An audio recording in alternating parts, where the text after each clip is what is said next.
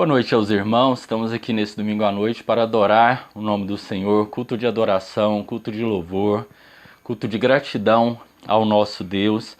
A palavra de Deus diz assim lá em Deuteronômio 32, 3 e 4, porque apregoarei o nome do Senhor, engrandecei ao nosso Deus. Ele é a rocha cuja obra é perfeita, porque todos os seus caminhos justos são. Deus é a verdade e nele não há injustiça. Justo e reto é. Então vamos adorar a esse Deus que é uma rocha, a esse Deus que é justo, a esse Deus que é reto. Por isso estamos aqui para louvar. Vamos adorar a Deus, vamos orar nesse momento. Senhor Deus, nosso Pai, te louvamos, ó Senhor, pelo teu amor, pela tua misericórdia, pela tua graça. Ó Deus, esteja recebendo o louvor dos nossos irmãos, Senhor, a todos aqueles que não estão assistindo, aqueles que estão participando deste culto. Para a gente é um privilégio ter cada um participando, Senhor, mas privilégio maior ainda é termos a tua presença, Senhor, para te adorar, para proclamar o teu nome, para exaltar os feitos que o Senhor tem feito nas nossas vidas, Senhor. Te louvamos, ó Deus, te agradecemos por tudo que o Senhor tem permitido que aconteça tanto de bom quanto de ruim nas nossas vidas. As coisas boas, Senhor, nos faz vermos o quanto o Senhor é bom, o quanto o Senhor é amável, o quanto o Senhor é misericordioso, Senhor. As coisas ruins que acontecem nos faz vermos, Senhor, o quanto somos pecadores, o quanto somos dependentes de Ti e o quanto nos aproximamos de Ti quando as coisas ruins acontecem. Senhor, que possamos em todo tempo adorar a Ti, em todo tempo estarmos em comunhão contigo. Essa é a nossa oração, Senhor, com o perdão dos nossos pecados. Em nome do Teu Filho amado Jesus. Amém, Senhor. Viva o poder de transformar. Este é o primeiro vídeo de uma série sobre o tema da campanha de missões mundiais. Viva o poder de transformar. Nós queremos que você viva este poder, pois Jesus Cristo deu este mandamento. Você sabe, na grande comissão, Jesus disse claramente que ele tinha recebido toda a autoridade e por isso ele nos enviava a fazer discípulos em todos os lugares do mundo. Sim, em todas as nações. E ele nos garantia no final do capítulo 28, e eis que estou convosco todos os dias, até a consumação dos séculos, ou até o final dos tempos. Jesus Cristo está conosco, Ele é o poder. Por isso, nós podemos cumprir a grande comissão, vivendo Jesus Cristo na nossa vida, fazendo como o apóstolo Paulo falou: agora vivo não mais eu, mas Cristo vive em mim. Viva o poder de transformar.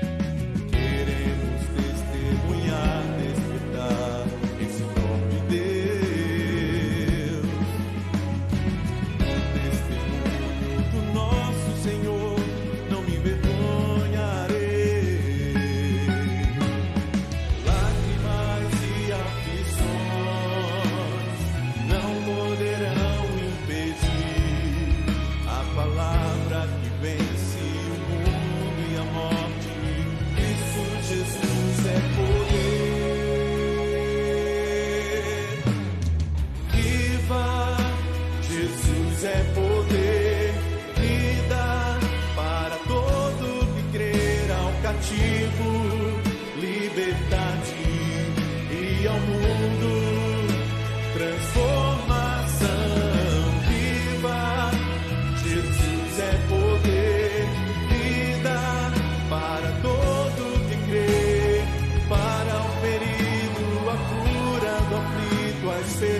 sai para todos. Jesus é poder.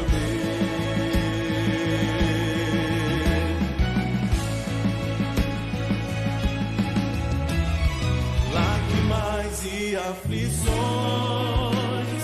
não poderão impedir a palavra que vence o mundo e a morte.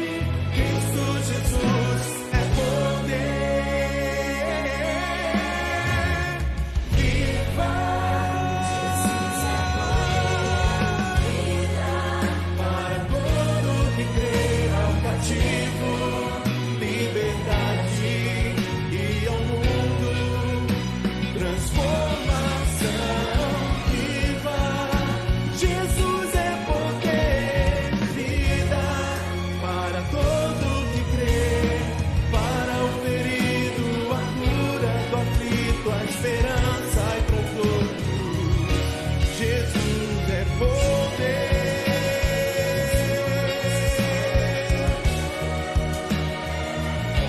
Jesus é poder.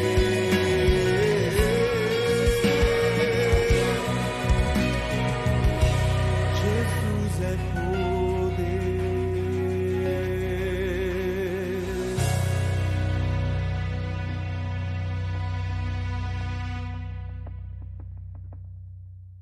Salmo 34. Louvarei ao Senhor em todo tempo. O seu louvor estará continuamente na minha boca. A minha alma se gloriará no Senhor. Os mansos o ouvirão e se alegrarão. Engrandecei ao Senhor comigo, e juntos exaltemos o seu nome. Busquei ao Senhor, e ele me respondeu. Livrou-me de todos os meus temores.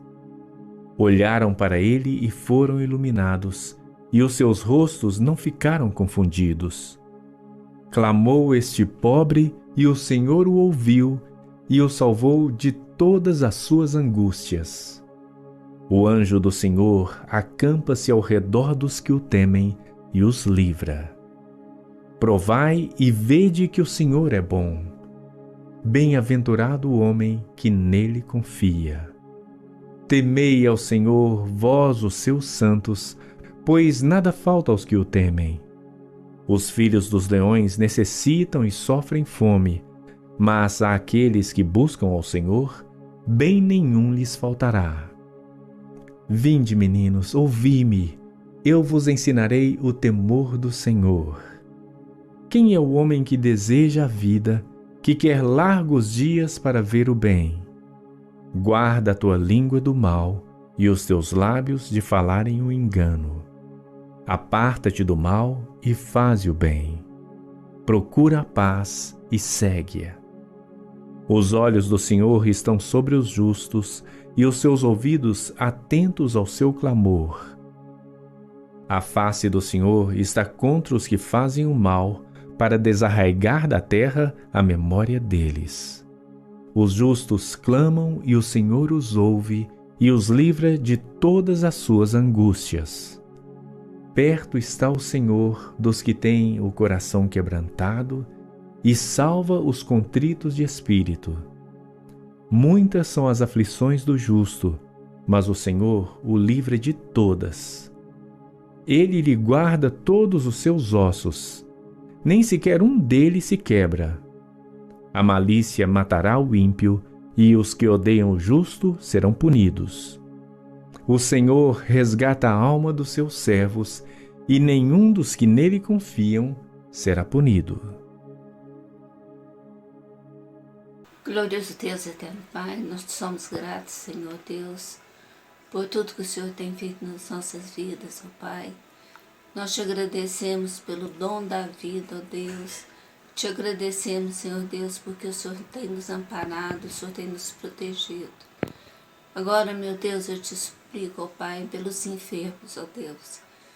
Entre eles eu te suplico que o Senhor esteja abençoando o Rodrigo, Senhor, para que ele recupere logo, ó Pai, e que ele não tenha nada, Senhor Deus, além do que ele já está sentindo, ó Pai. Te peço, Senhor, pela Marlene, te peço, Senhor Deus, Senhor, são infinitas as pessoas. Eu te agradeço pela vida da Carol, lá da igreja, Senhor, que recebeu alta depois de vários meses no hospital. E agora, Senhor, eu te suplico que o Senhor venha confortar, Senhor, a família da Sara. Ó Pai, que o Senhor esteja com eles, ó Deus. A gente não entende os seus propósitos, ó Pai. Uma coisa eu sei, Senhor, que os dias que ela passou no UTI, que foram só 3 dias, ela não sofreu tanto, ó Deus. E eu te peço que o Senhor esteja, Senhor Deus, confortando os nossos corações, abençoando, Senhor, a família dela. E, Senhor, eu te peço que o Senhor esteja cercando os teus anjos, ó Deus, ao redor dos meus filhos, das minhas noras, dos meus netos, da minha família toda, Senhor, dos meus amigos, dos meus parentes, de todas as pessoas de bem, Senhor.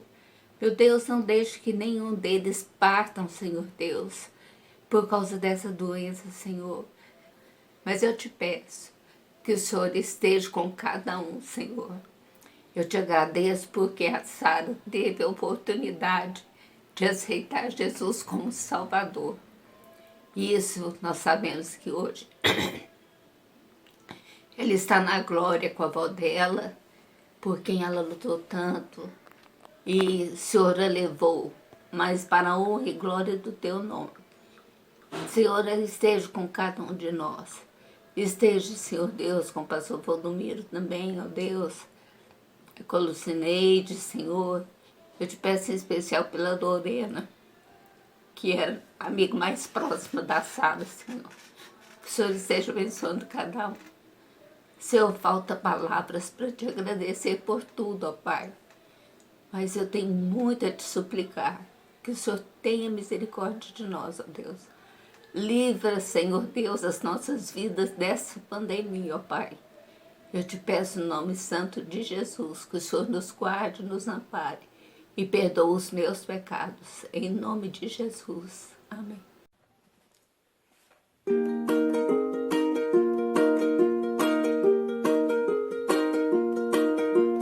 Mais perto quero estar, meu Deus, de ti. Ainda que seja dor que me una a ti.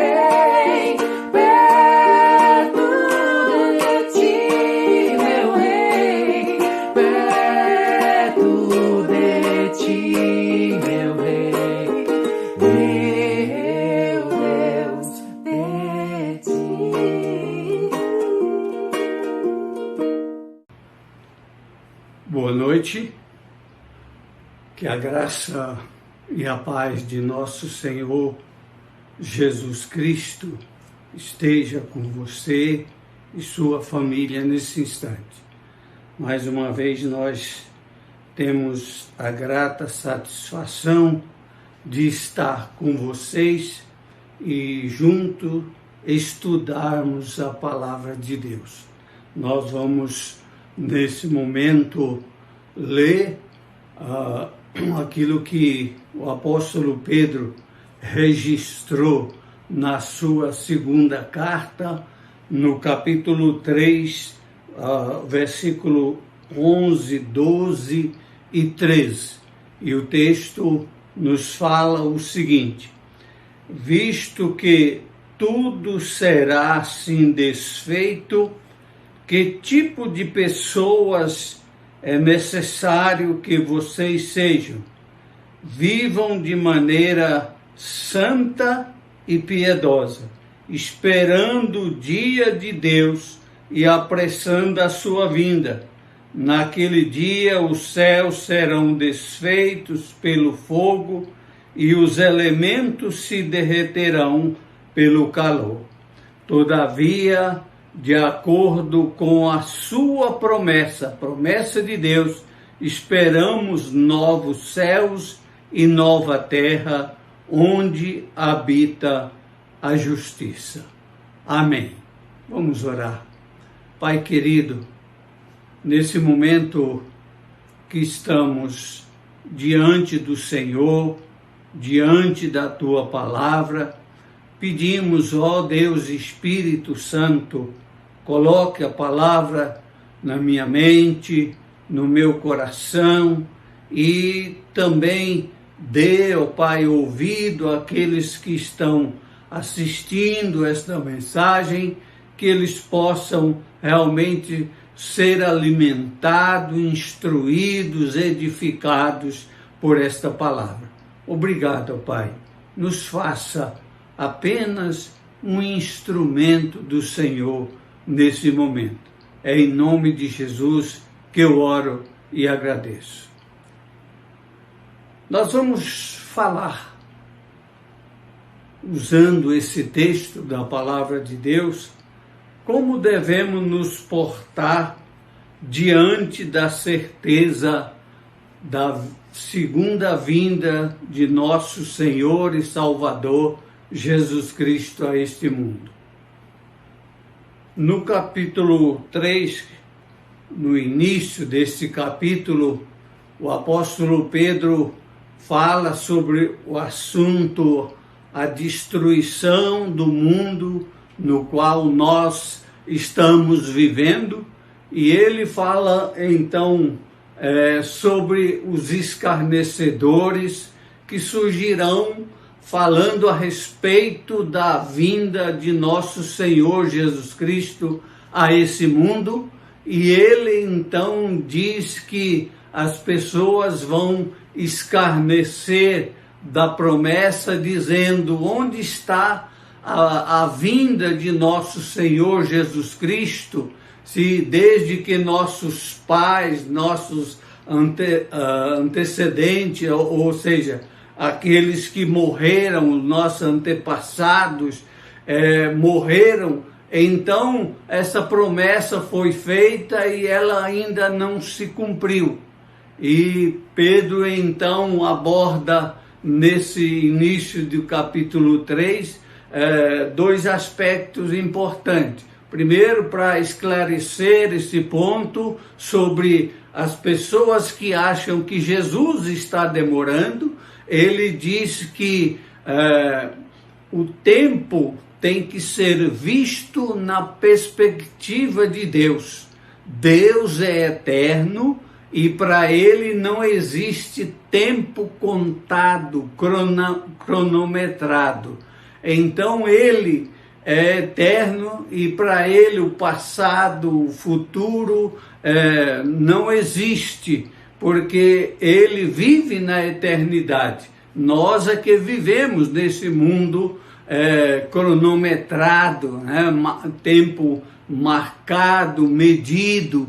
Então nós Pedro esclarece que Jesus não está demorando, porque o tempo para Deus é inexistente, esse tempo que nós contamos. Segundo, ele diz também que Jesus pode estar demorando porque Deus não quer que ninguém se perca, mas que todos cheguem ao conhecimento da verdade. Então, Jesus Cristo vai voltar, ele vai vir e vai então pôr fim a esse mundo. Ele quer então que as pessoas se arrependam. O apóstolo Pedro descreve a cena do juízo final e faz então uma poderosa aplicação, tendo em vista que Jesus voltará a esse mundo e que o juízo divino é inevitável. Como devemos então nos portar diante desta verdade iminente da volta de Jesus? Que estilo de vida nós devemos adotar? E Pedro, nesse texto, ele nos aconselha em 4 verdades maravilhosas sobre o nosso comportamento, o nosso viver, sabendo que Jesus vai voltar. O salmista fala, então, no Salmo de número 90, versículo 4, ele diz: ensina-nos a contar os nossos dias para que o nosso coração alcance sabedoria. Ensina a contar os nossos dias, viver uma vida de tal maneira no nosso dia a dia, para que o nosso coração seja sábio e esteja pronto para a volta de Jesus Cristo. Vamos abordar 4 pontos importantes nesses versículos que nós lemos, versículo 11, 12, 13 de 2 Pedro. Primeira verdade precisamos estar preparados. O versículo 11, na parte A desse versículo, Pedro afirma: visto que não será assim desfeito, que tudo será assim desfeito, que tipo de pessoas é necessário que vocês sejam? Então, tudo vai ser desfeito aqui nesse mundo. Então ele está precisando, que tipo de pessoas nós precisamos ser? Precisamos vigiar. Os céus, a terra passarão, as obras que os homens construíram vão se desfazer. Pedro diz que vão se derreter, desintegrar pela ação do fogo divino, fogo de Deus. Uma vez que esta é uma realidade inegável, insofismável, precisamos viver de forma santa e piedosa. Precisamos estar preparado para encontrar o Senhor. O povo de Israel, que era considerado povo de Deus, era o povo de Deus, e então, certa vez, sempre afastava de Deus, e Deus buscava através dos profetas, levava uma mensagem para que esse povo voltasse então para Deus. Através do profeta Oséias, o Senhor então, Amós, então o Senhor agora diz para aquele povo que havia afastado do Senhor: por isso ainda o castigarei, ó Israel, e porque eu farei isto com você, prepara-te, Israel, para encontrar-te com o teu Deus. Essa deve ser a nossa preocupação, de estar prontos, preparados para a volta de Jesus. Nós não devemos estar preocupados em ingressar então a comissão de planejamento para a volta de Jesus, para o dia de Jesus. Então nós precisamos realmente participar do comitê de recepção, estar preparado para recepcionar Jesus Cristo, receber Jesus Cristo, que virá um dia. As pessoas hoje muitas vezes estão preocupadas com a data da sua vinda, mas Pedro diz que um dia para Deus é como 1000 anos e 1000 anos como um dia. Então, para Deus não existe essa questão determinada de marca, né? Ele virá um dia, o dia que ele então achar que este mundo está sendo aquilo que ele não gostaria de ser, como nós falamos domingo passado, então ele vai voltar a este mundo.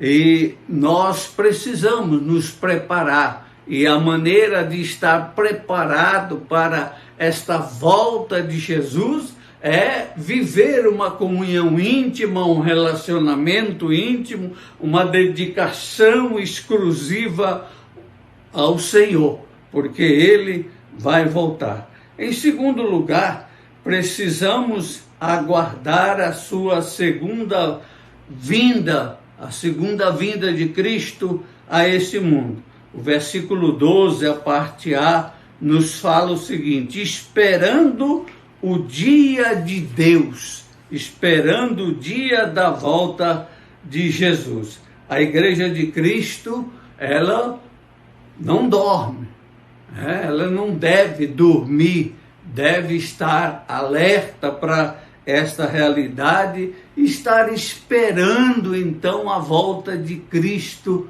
porque Ele vai voltar, esperando de uma forma lúcida, acordada, porque a igreja ela é conduzida pela luz de Cristo, a luz do Espírito Santo, e ela não deve então estar dormindo quando Jesus voltar. Então, o dia do Senhor, nós sabemos que é um grande e glorioso dia, quando Jesus irromperá nas nuvens com grande poder e majestade para buscar sua noiva. Esse dia deve ser ardentemente esperado pela igreja. Nós precisamos estar esperando, então, aguardando a segunda vinda do Senhor Jesus.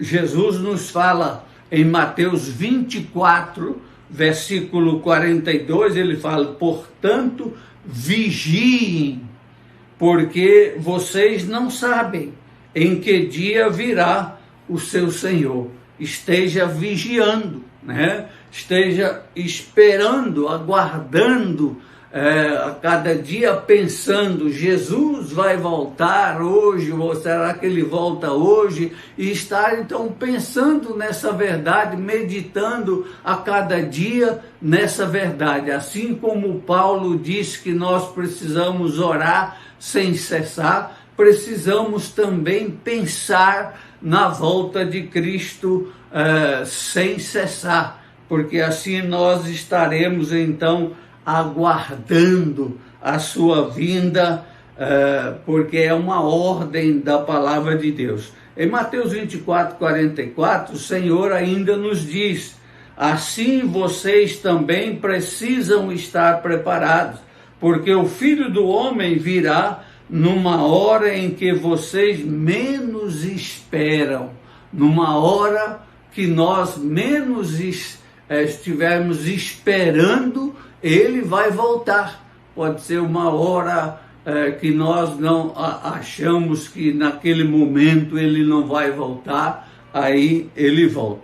Em terceiro lugar, precisamos apressar o dia do Senhor.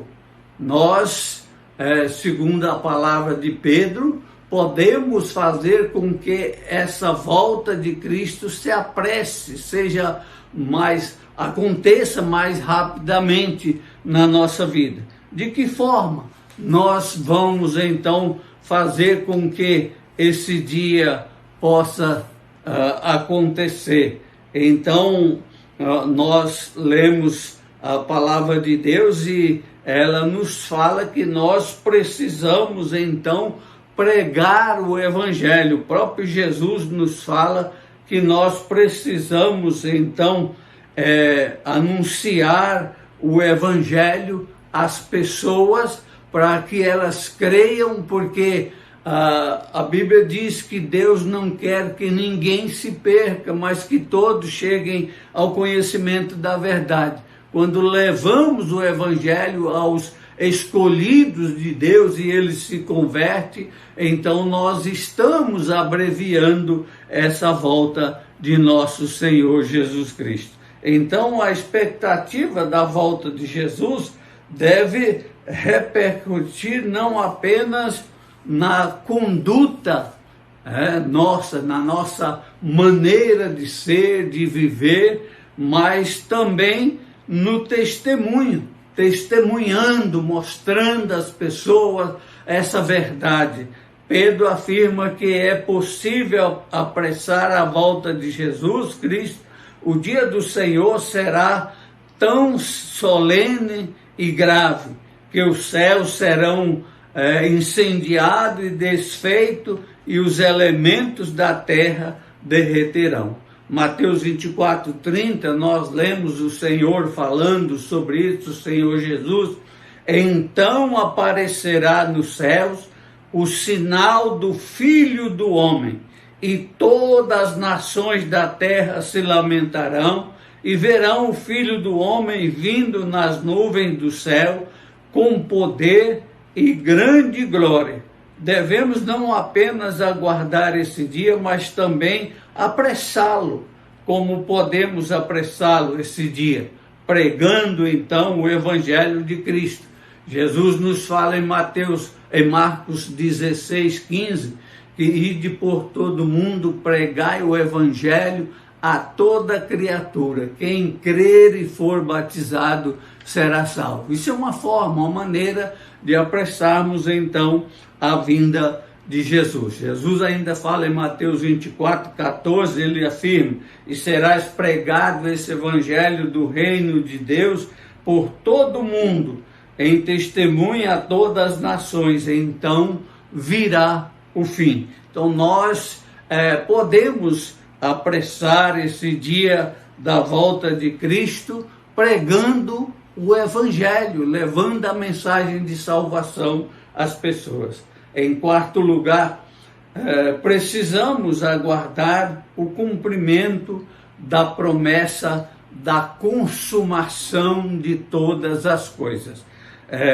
O versículo 13 nos fala: todavia, de acordo com a sua promessa, esperamos novos céus e nova terra, onde habita a justiça. Esse derretimento dos céus e da terra pelo fogo divino não é uma tragédia para a igreja, mas o início de uma eternidade gloriosa com o Senhor. Ele vai criar novos céus e nova terra, onde vai habitar com os seus, com os salvos, com aqueles que fazem parte da igreja de Jesus Cristo.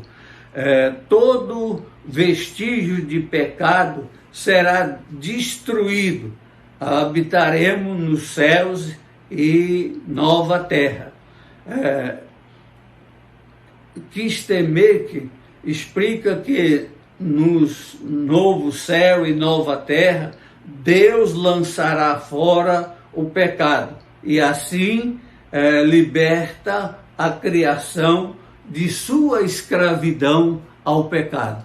Paulo nos fala em Romanos capítulo 8, versículo 22, sabemos que toda a natureza criada por Deus, toda a natureza criada por Deus, que foi também atingida pelas consequências do pecado no homem, geme até agora como em dores de parto, aguardando a redenção do homem, a volta de Jesus Cristo. Pedro chama a nova criação de lar de justiça. O apóstolo personifica o termo justiça, afirmando que ela tem residência permanente nos novos céus e na nova terra.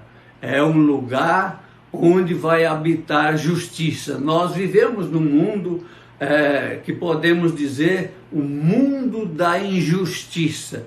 Quanta injustiça nós vemos todos os dias, a cada momento, ouvimos, vimos pelos meios de comunicação, lemos, então tanta injustiça acontecendo. Mas esse novo céu e nova terra é um lugar de justiça. Então é um lugar que as pessoas realmente vão respeitar os direitos dos outros e fazer a cada um o que lhe pertence, dar a cada um o que lhe pertence, porque é um lugar de justiça. Então nós precisamos aguardar o cumprimento dessas promessas de Deus na nossa vida. Concluindo, então, se Jesus voltar amanhã ou hoje, como você está com o seu Deus? Nós precisamos nos preparar. Nós vimos isto, né? O apóstolo Pedro falando que precisamos estar preparado para esse dia, estar em condição de ser recebido ou de receber Jesus Cristo com alegria, com entusiasmo. Jesus disse em Mateus 24, 44, que nós já lemos, vamos repetir: assim vocês também precisam estar preparados, porque o Filho do Homem virá numa hora em que vocês menos esperam. Então nós precisamos estar preparados. Este é o ponto da nossa vida. Não precisamos saber o dia e a hora, porque Jesus disse que não vamos saber nunca, mas precisamos nos preparar para essa realidade, essa verdade que vai acontecer nesse mundo. Nós estamos vivendo aquilo que Jesus disse que era o princípio das dores antes da sua vinda, de peste, doença, como nós estamos vendo, de guerras, de fome, de ódio, né? De pai contra filho, filho contra pai, marido contra esposa e vice-versa. Então nós estamos vendo isto acontecer, estamos contemplando essas coisas, porque é o princípio das dores. Por isso precisamos estar preparados, que no fim do princípio das dores, Jesus virá. Ele então para pôr fim a este mundo, porque esse mundo cada dia mais caminha para a destruição, para a miséria. As pessoas realmente afastam-se de Deus e não quer se relacionar com Deus, e cria então a sua filosofia de vida, a sua maneira de viver, o seu achismo, aquilo que pensa, e vive essas verdades e tortuosas, e acaba então danificando o mundo, trazendo realmente destruição para esse mundo. Por isso, Cristo vai voltar e nós precisamos estar preparados. Por isso que Deus pergunta, diz a Israel: prepara-te, Israel, para encontrar com o teu Deus. Prepara-te para encontrar com Jesus Cristo. Ele vai voltar. Você está pronto? Aceita Jesus para que você possa realmente participar do comitê de recepção da vinda, da chegada de nosso Senhor e Salvador Jesus Cristo. Amém. Que Deus nos abençoe e nos edifique com a sua palavra. Amém. Então me alegrarei.